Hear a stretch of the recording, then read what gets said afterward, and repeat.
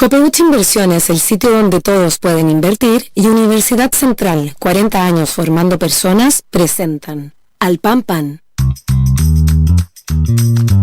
En El Mostrador Podcast, debate y conversación para comenzar tu mañana. Al Pan Pan, con Mirna Schindler. Entrevistas con los actores de hoy. El Mostrador, el poder de la independencia. ¿Qué tal? ¿Cómo están ustedes? Muy buenos días. Comenzamos un nuevo capítulo en el mostrador.cl de Al Pan Pan para analizar, ¿no es cierto?, cuáles son los temas más importantes que están marcando la agenda noticiosa. Y queremos partir con uno de ellos que ha generado mucho impacto en la ciudadanía y que tiene que ver con la muerte, el crimen de una joven llamada Sabrina Durán, en la comuna de Padre Hurtado, más conocida como la INA, o también se la ha llamado la narco-influencer. A mí me cuesta más hablar de eso en el sentido de que creo que aquí lo que hay que relevar es que se acribilló en vía pública, a plena luz del día, a una mujer de apenas 24 años y no podemos simplemente señalar que porque es narco, el caso tiene menos gravedad. Es un hecho muy, muy grave que, por cierto, se suma a otras situaciones que vemos todos los días, lamentablemente, ejecuciones que se hacen prácticamente pan de cada día, son o no ajustes de cuentas, en fin, y de todo eso queremos conversar con el abogado exfiscal, quien además dirigió la unidad de drogas de la Fiscalía Nacional y hoy dirige el Centro de Estudios para la Acción y Prevención en Seguridad Pública y Crimen Organizado, CESCRO, de la Universidad San Sebastián. Estamos hablando de Luis Toledo, quien ya está con nosotros. Luis, muchísimas gracias por estar con el mostrador.cl. Muchísimas gracias a ustedes, Mirna, un agrado saludarles, hace tanto tiempo que no nos veían. Sí, pues así es. Luis, me gustaría mucho partir preguntándole por este caso en puntual. Partamos analizando qué es lo que usted observa aquí, cuáles son las señales y los elementos más importantes a destacar de este terrible hecho ocurrido en Padre Hurtado. A ver, yo creo que hay varios elementos a destacar y quizás sea un lamentable buen ejemplo. La situación ocurrida hace pocos días atrás en la comuna de Padre Hurtado. Primero, que da cuenta de un hecho de inédita violencia, donde claramente detrás hay sujetos que fueron pagados para matar a una persona y ejecutarla en la vía pública, rematándola conforme a los videos que han transitado hoy día en las redes sociales. Más allá de la situación procesal de esta persona y de su historia delictiva, da lo mismo.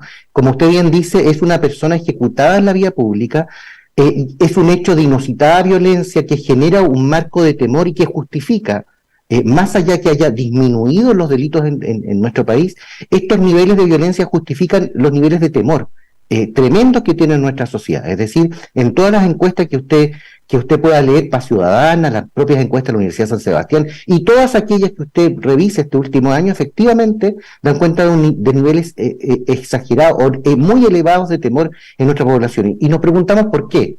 Y la respuesta está en que cuando usted, aunque baje los delitos y aumente los niveles de violencia, la sensación de seguridad es tremenda. ¿Por qué? Porque en definitiva este episodio podría haber ocurrido en Ecuador, en Colombia, en México, en cualquier calle, pero ocurre que pasa en la capital de nuestro país, en un país que se supone, se estimaba hace muy pocos años como seguro, y frente a esto tenemos esta situación. Paralelamente existe una realidad paralela. Hay una agenda legislativa. Usted ve que, por ejemplo, fue modificado para hacer la relación en forma inmediata. Fue modificado el Código Penal en mayo de este año, donde se sanciona la conspiración para cometer homicidio calificado por premio o promesa remuneratoria, es decir, la conspiración para cometer sicariatos. Pero la legislación no es suficiente y la respuesta nuestra ha sido con un fast track tremendo de 31 proyectos de ley que han salido. Es como si en nuestro país tenemos la convicción de que dictamos una ley y se va a acabar el problema. La verdad es que de las cosas es que eso no ha ocurrido ni va a ocurrir. ¿Por qué estamos frente a esto? Yo diría que simplemente hay una suerte de poca convicción, de coordinación en nuestros organismos del Estado, de compartir información que hasta la fecha ha sido absolutamente infructuoso. Hay una escasa visión de sistema de seguridad integrado con la seguridad municipal, la seguridad pública, viendo esto desde un punto de vista, desde el cúmulo de información y el traspaso de información. Y aquí tenemos que engarzar con la inteligencia. Es decir, y aquí hay un tema que quizás sea histórico y tiene que ver con el regreso a la democracia de nuestro país. De ahí en adelante, yo diría que de ahí en adelante, y quizás nunca, desde el punto de vista en democracia, hemos tenido sistemas de inteligencia o tratamientos de inteligencia de información, de tal manera que se puedan medir riesgos, vulnerabilidades, amenazas, para poder tomar decisiones adecuadas, para saber dónde efectivamente ir, y bajo un sistema que yo diría que es inexistente, que nos vuelve un tanto reactivos, un tanto con niveles de amateur, yo le diría en forma bien franca, porque honestamente, si usted va a la cuenta pública de cualquier organismo público, hoy día todos lo hacen perfecto, pero el resultado es pésimo. Y ahí hay una falta de integración, porque además el Estado no tiene niveles o estándares de niveles internacionales que podríamos replicar, de niveles europeos, de niveles norteamericanos, donde efectivamente existe integración y existe la posibilidad de compartir información para evitar y anticiparse a estos conflictos. Nos estamos lamentando hace un buen rato, el Observatorio del Narcotráfico que me tocó dirigir por 6 años, lo venía anticipando hace 6 años atrás. Y efectivamente hoy día tenemos la violencia instalada, la situación de delitos de esta magnitud, donde efectivamente recién lo estamos regulando, y va a pasar algún tiempo en que tengamos resultados para poder reprimirlo.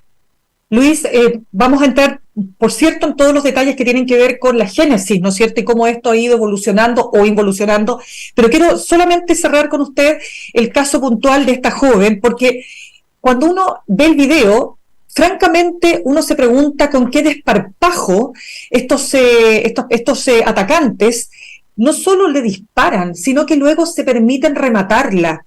Yo quiero entender ahí qué es lo que usted observa de este caso en puntual y qué pasa con esta joven, quién era ella, qué antecedentes tiene usted que explican este hecho. Mire, los antecedentes son los que se conocen públicamente, que ya han sido, difundidos de manera masiva, además del video. Pero la pregunta es por qué esta persona, que tenía antecedentes penales por narcotráfico, de acuerdo a nuestra legislación estaba en libertad. ¿Por qué se le había otorgado efectivamente una medida alternativa, una pena sustitutiva, para que le permita? ¿Cuál era el control que tenía esta persona? ¿Cuáles son los niveles de control que tienen los sistemas que están en libertad efectivamente en nuestro país? Porque tenemos leyes bonitas, le vuelvo a decir. Sin embargo, la pregunta es cuál es el nivel de cumplimiento, de seguimiento, de control que existen respecto de las alternativas al encarcelamiento. Y eso es un punto a determinar. El Poder Judicial efectivamente le había otorgado, con la valorización de los antecedentes, una libertad. Sin embargo, estamos hablando de una persona que tenía antecedentes por narcotráfico, que además hacía aspavientos de esto en redes sociales, que estaba relacionada sentimentalmente con la líder de una banda reconocida. En consecuencia, era un nivel de riesgo más o menos advertible, ¿no? Entonces, la pregunta es, ¿cuánto de eso nos está pasando regularmente? Recuerdo el asesinato de un carabinero en el centro de Santiago. Cuando nos espantamos también, el sujeto de nacionalidad venezolana en Concepción había sido detenido por la Fiscalía en Concepción por carabinero y había sido sujeto a medidas cautelares, ¿se acuerda? Y bajo ese punto de vista, y esas medidas cautelares, sin embargo, no habían sido revisadas. Esa persona estaba en libertad. Nuevamente, ¿cuántos sujetos con niveles de riesgo altos pasan inadvertidos por el sistema procesal? Y le vuelvo a decir, ahora, entonces, ¿cuáles son los niveles de control que existen respecto de Gendarmería? Y vuelvo a decir, ¿cuál es el nivel entonces de seguridad que tenemos en las cárceles de nuestro país, también en los sistemas de libertad? ¿Cuáles son los niveles de información que tienen los organismos encargados de tomar decisiones respecto de la libertad o privación de libertad de una persona? Hay muchas preguntas relacionadas con este caso y con otros múltiples ejemplos. Y la respuesta, lamentablemente, es que hay una escasa coordinación y no hay motivación no solo motivación, yo diría, hay una especie de renuencia a compartir información, y tampoco la legislación establece un sistema de integralidad obligatoria. Mire, por ejemplo, un solo ejemplo. Recién se presentó en la semana pasada un proyecto por el Ejecutivo para mejorar a la Fiscalía, ¿no? Para aumentar la dotación en 240 fiscales. Ese proyecto tiene un tema que me parece muy importante y creo digno de destacar. Más allá del número de personas que van a integrar a la Fiscalía, que es necesario fortalecer, no cabe ninguna duda, que es el cambio de metas individuales por metas colectivas. Desde mi punto de vista, ese es un cambio positivo, porque integra, se fija, y obliga a un organismo que antes tenía múltiples fiscales con metas individuales, ahora a bregar y caminar con metas colectivas. Entonces doy el siguiente paso. ¿Cuándo vamos a dar el paso con metas sistémicas? Es decir, en seguridad pública, establecer metas para la Policía de Investigaciones, Carabineros, Fiscalía, qué sé yo, que estén integradas con aduanas, con servicios de impuestos internos, porque nuestro deber es tratar de vivir en paz, en una democracia que cuesta sostener. Y en consecuencia, creo que el tema de las metas sistémicas es un paso muy relevante, pero que no existe en nuestro país. Luis, respecto de este caso, para cerrar el tema de esta situación, ¿no?, que acontecía, como decíamos, en Padre Hurtado, ella tenía una relación sentimental entonces con Antonella, que es la líder además de la banda de los Marchand, que recordemos que hace algún tiempo hizo noticia porque desmantelaron un mausoleo narco y dejaron una nota en relación relativa al presidente Gabriel Boric, que decía Bukele de cartón. ¿Quiénes son los Marchand? Usted tiene antecedentes y además esta mujer está presa. Entonces, usted dice, ¿qué control hay de gendarmería en las cárceles? Claro, porque ¿operan desde la cárcel? Sí, operan desde la cárcel. Eso es un hecho conocido, lo han dicho las propias autoridades de gendarmería, tanto las actuales como las ex autoridades de gendarmería. Y ese es un tema que pasa como advertencia, es necesario ver en la realidad de América Latina. Es decir, no es primera vez que organizaciones criminales de distinto monto, por así decirlo, de distinta complejidad, están en las cárceles y desde las cárceles efectivamente mantienen el control territorial. Eso está pasando en América Latina, pasa en Perú, claramente en Brasil existen organizaciones criminales muy fuertes en torno a esto. Los Marchand controlan un territorio, es decir, y son tremendamente asociativos. Mire, Mirna, en la Plaza de Armas de Santiago está dividida la Plaza de Armas, dividida desde el punto de vista territorialmente, por una banda de venezolanos, en el centro de la Plaza de Armas hay una banda de dominicanos, y en un sector cercano al portal Fernández Concha hay bandas de colombianos con chilenos, todos vinculados no solo con tráfico de drogas, porque los venezolanos están muy cercanos con la ketamina, en fin, pero sí con temas de extorsión, ¿ya?, que recién se modificó la ley, con temas vinculados con la trata de personas con fines de explotación sexual, casi como un impuesto territorial por ejercer cualquier actividad comercial, formal o informal, en un sector. Y eso pasa en la Plaza de Armas de la región, de la comuna de Santiago, en nuestra capital. Y ocurre que hay una disputa entre la alcaldesa de Santiago y la delegada presidencial por quién se hace cargo de la seguridad pública en eso. Así estamos. Lo que quiero plantear es que efectivamente existe poca coordinación, yo creo que una especie de establecimiento de responsabilidades respecto de los resultados que son magros y muy malos, respecto de unos y otros, dentro de un mismo sector político. Imagínense cuando esto pasa en sectores políticos diversos. En consecuencia, lo que le quiero plantear es que estamos en un problema más o menos importante, que si no lo enfrentamos de manera profesional, yo creo que los resultados pueden ser peores todavía. No, tremendo lo que usted nos está señalando, Luis. Luis, usted que tuvo la experiencia, ¿no es cierto?, de estar a cargo precisamente de la unidad de drogas de la Fiscalía Nacional. Ayúdeme a entender cuál es proceso que ha tenido, ¿no es cierto?, el narcotráfico en Chile. Usted coincide con el periodista Jorge Molina, que escribió un libro llamado Narco, ¿no es cierto?, que habla de lo que comenzó a ocurrir respecto de un fenómeno en que al principio creíamos que no nos iba a llegar, que era un fenómeno que ocurría fuera del territorio, que la cordillera, que el mar eran de alguna manera, ¿no es cierto?, elementos que nos protegían, y finalmente se instala y se naturaliza totalmente en nuestro país. ¿Cómo ve usted esa génesis? Coincido, de hecho en el libro de Jorge Molina me correspondió también colaborarle, tener conversaciones al respecto para poder ir avanzando en eso. Efectivamente, sí, yo diría que lo que es la historia del narcotráfico en nuestro país no tiene ninguna comparación con lo que estamos viviendo en materia hoy día de crimen organizado. Y digo de crimen organizado porque excede el narcotráfico, Mirna. El narcotráfico es una herramienta dentro de un sistema, por así decirlo, criminal, de maximización de ganancias, pero que hoy día se integra bajo un rótulo mucho más amplio, donde es muy colaborativo, no tienen los problemas que tenemos en la sociedad civil, por así decirlo. Ellos se adecúan. Si se fija en el mismo ejemplo que le daba recientemente, usted no ve grandes peleas ni balazos en la Plaza de Armas de Santiago o en otras partes. Cuando existen rencillas sí pueden haber balazos, pero es extraño. Normalmente son capaces de llegar a acuerdos como grandes empresarios respecto de situaciones de negocios criminales, digamos, de diversa índole. Trata de personas, tráfico de armas, todo es colaborativo.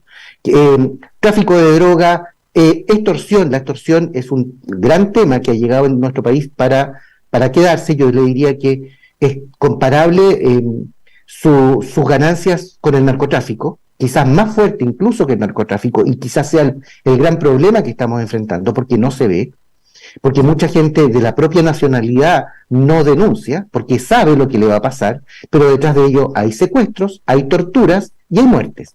¿Pero qué es la extorsión? ¿Qué es exactamente la extorsión?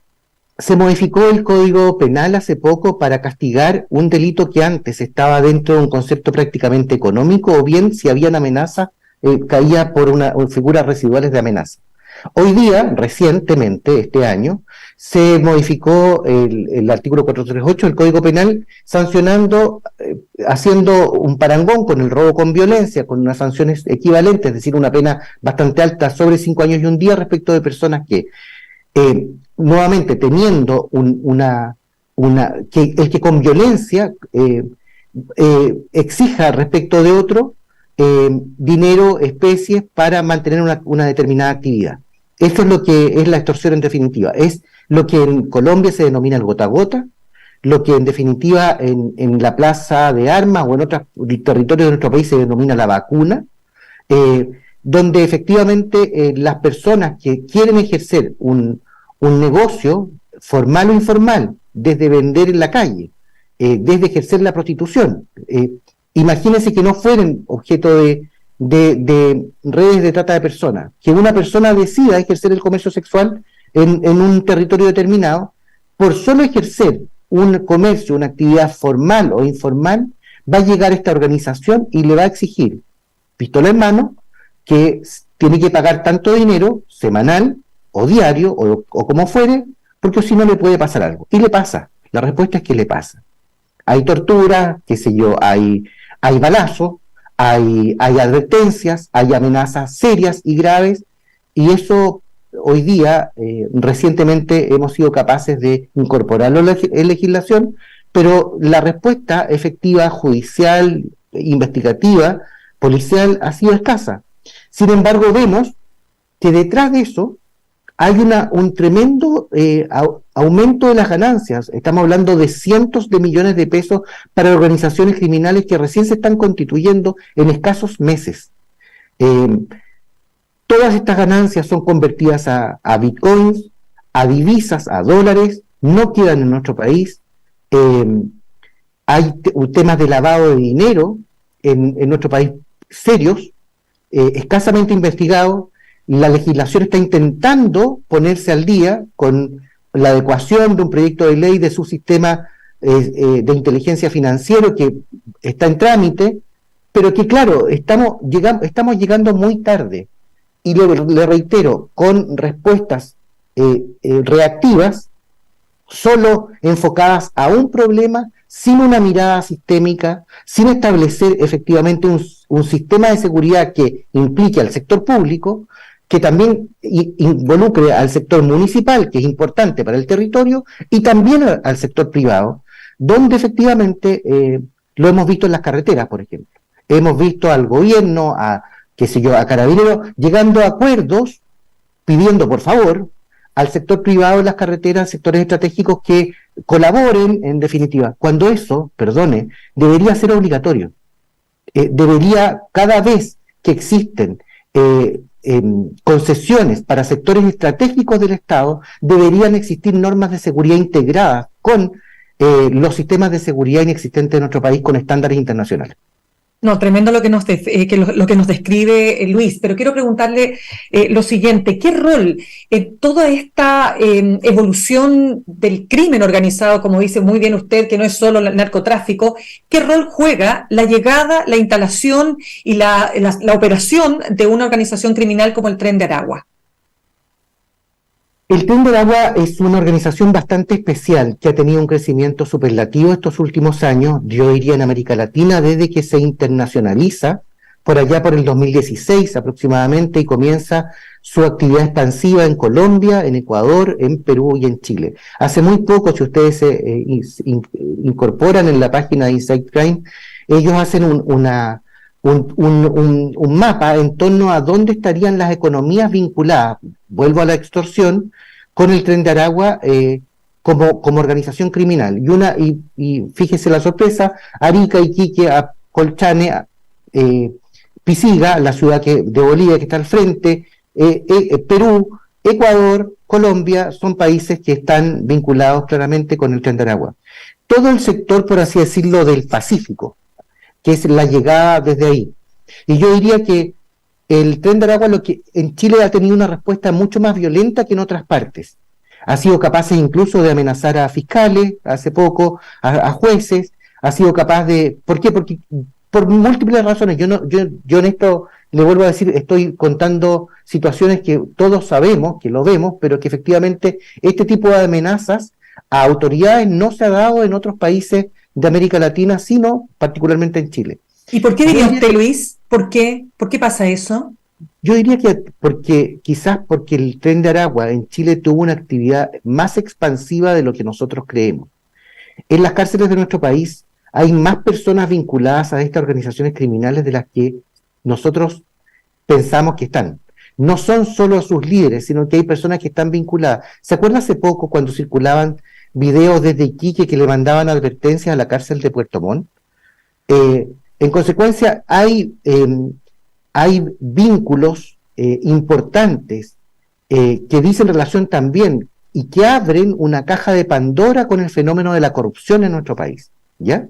Que también es importante hablarlo, porque para que esa posibilidad exista, también existe algún grado de permisividad o de escaso control, ¿no? Se paga en el crimen organizado por cerrar los ojos, así de simple. Se fija por no querer ver, y se paga muy bien. Entonces, estamos hablando de una sociedad que está tremendamente vinculada a la maximización de ganancias. Hay también una especie de adoración al culto del dinero, por así decirlo, del dinero fácil. Usted ve, vuelvo al homicidio de Sabrina, donde ella incluso era líder en TikTok o en alguna red social, no sé cuál exactamente, pero que incluso tenía contratos con pequeños empresarios para vender productos. Esto que estamos hablando y que nos sorprendemos con Sabrina es más o menos habitual en un grupo etario, yo diría, donde efectivamente hay una especie de narcocultura.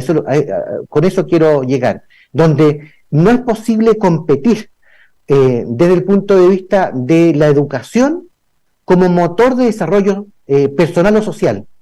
Y entonces hay que repensar las estrategias de prevención. Hay que repensar efectivamente cómo vamos a capturar con otros incentivos, porque efectivamente estamos perdiendo chicos jóvenes que se están metiendo en estas materias y donde es muy nutrido. Fíjese con el tema de los portonazos, cuánto le pagan a cada niño, 800.000 pesos. Estamos hablando de delincuentes muy violentos, jóvenes de 19, de 18, de 17, de 16 años, para robar vehículos, para luego hacer de alta gama, para luego venderlo y reducirlo en distintas partes. Son contratados. Tratamos de reducir algo, pero muy focalizado, con escasa visión integral. Y le reitero, este es un fenómeno del crimen organizado que se está enraizando en nuestra sociedad, y yo diría que debe ser de alta convocatoria las respuestas en nuestro país, pero no son las que sectorizadamente estamos tomando. ¿En qué sentido dice usted que no son las que se están tomando? Y quiero vincularlo, Luis, al hecho terrible, digamos, de que efectivamente el fenómeno de las encerronas es el que genera aún más impacto en la opinión pública, porque hasta ahora, al menos, más allá de las excepciones, estos hechos terribles como el que estamos describiendo respecto de Sabrina, claro, ocurren entre bandas, ¿no? Rivales. Entonces las personas de alguna manera dicen, ya, pero eso no me toca a mí porque yo no pertenezco a ninguna banda y no soy parte del crimen organizado. Pero cuando uno es víctima de una encerrona, y hemos visto casos donde efectivamente estos jóvenes están dispuestos a matar y lo han hecho, ahí cambia la cosa, porque en el fondo es una ruleta rusa en que a cualquiera sale a la calle, cualquiera le puede ocurrir, no necesariamente porque tenga un auto de alta gama, en fin. ¿Por qué diría usted que no se están tomando las medidas o las acciones que se están tomando no están siendo suficientemente eficientes? Yo creo que no han sido eficientes, primero porque son tardías, segundo porque la respuesta no es solo legislativa. Yo celebro y también reconozco los esfuerzos que hace el Estado, efectivamente, por mejorar la legislación. Mira, la gente no lo sabe, pero esto es un esfuerzo del Estado. Estoy hablando no de sectores políticos ni tampoco de ideologías. Es decir, estoy hablando de esfuerzos del Estado para modificar, por ejemplo, una ley de crimen organizado que nace inicialmente en el gobierno anterior y que culmina en este gobierno y se publica como ley de la República con medidas de protección para testigos, en fin, y se modifica fuertemente el Código Penal y Procesal Penal en materia de asociación delictiva y asociación criminal.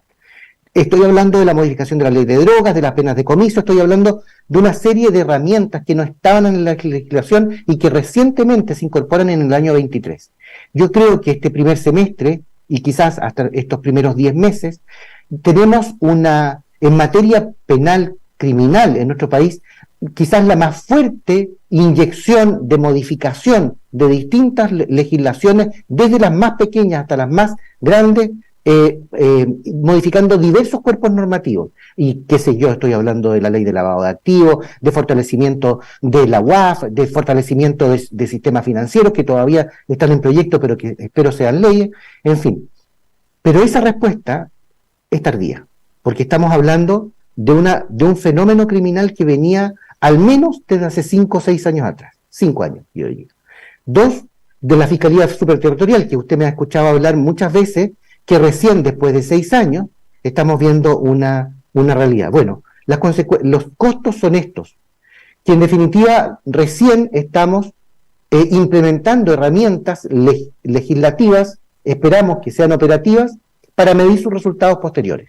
Luego, dicho esto, esas herramientas no son suficientes. Qué terrible lo que le estoy diciendo. Qué tremendo, realmente, sí. No son suficientes, porque en la medida que nuestro país, con sus diversas instituciones, como Estado, como sociedad, incluyendo a la sociedad civil, no tengamos una mirada sistémica del fenómeno, incluso hasta sociológico del fenómeno, comprometiendo sus aspectos preventivos con sus aspectos de persecución, no vamos a salir de esta situación simplemente porque no tenemos estándares en el sector público. Las metas de aduanas no conversan con las metas de impuestos internos. Las metas de impuestos internos no conversan necesariamente con las metas del Ministerio Público, con las metas de la Policía de Investigaciones, y esto es en el sector público, una disgregación de objetivos donde respecto de cada uno, en sus sistemas de gestión de desempeño, cada uno los cumple, pero el resultado es el que tenemos. encuestas donde la gente ha tenido que encerrarse, donde la gente ha tenido que comprar más cámaras, donde la gente no sale a una determinada hora porque las medidas de seguridad no son suficientes. Luego, ¿va a ser suficiente que el sector público se ponga de acuerdo? ¿Un gran paso? Tampoco. Porque hay que incorporar al mundo municipal, al mundo territorial. Los alcaldes de uno y otro sector político son los que conocen el territorio. Y ahí vamos a tener que tener ojo también con el fenómeno de la corrupción. Perdone que se lo diga. Porque está en nuestro mundo, porque es parte de nuestra vida, porque el narcotráfico y el crimen organizado genera mucho dinero. ¿Va a ser suficiente solo el mundo municipal? No. Va a tener que integrar también al mundo privado. Y especialmente al mundo privado vinculado a sectores estratégicos del Estado.